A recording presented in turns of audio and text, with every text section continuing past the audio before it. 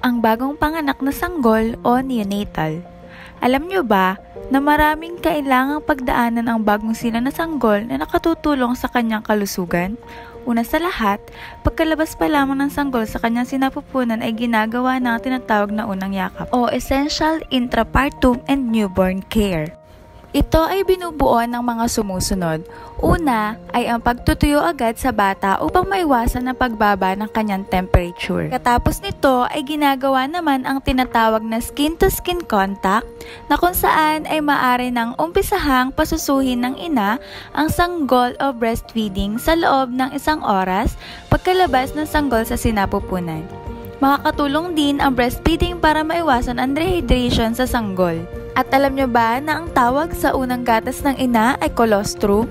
Ang colostrum ay bahagi o sangkap ng gatas ng ina na siksik sa resistensya o antibodies na pangontra sa iba't ibang sakit. Nakukuha ng isang bagong silang na sanggol mula sa kanyang ina sa pamamagitan ng eksklusibong pagpapasuso mula pagkapanganak, lalong-lalo sa unang mga araw at linggo ng sanggol. Sumunod naman dito ay ang pag-clamp at tamang cord care sa pusod ng sanggol para maiwasan ang impeksyon.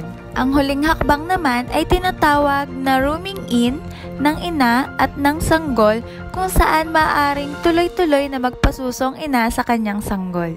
And alam nyo ba na may mga mapanganib na palatandaan na kailangang kilatisin sa isang bagong silang na sanggol para maagapan at pabigyan ng tamang lunas? Ito ay kinabibilangan ng pagsusuka, pagtatae, convulsion, impeksyon sa baga, lagnat, malnutrition, walang ganang sumuso sa ina o nahihirapan huminga. Kapag nakita o naobserbahan ang alinman sa mga sumusunod, ay agad dalhin ang sanggol sa pinakamalapit na barangay health unit at ospital. At kung ikaw ay miyembro ng Pantawid Pamilyang Pilipino Program, ikaw ay automatic na miyembro din ng PhilHealth at maaari mong magamit ito para sa newborn screening at hearing test ng iyong bagong silang na sanggol. Ang newborn screening or NBS ay isang simpleng pamamaraan upang malaman kung ang sanggol ay may congenital metabolic disorder na maaaring maging sanhi ng mental retardation o maagang pagkamatay.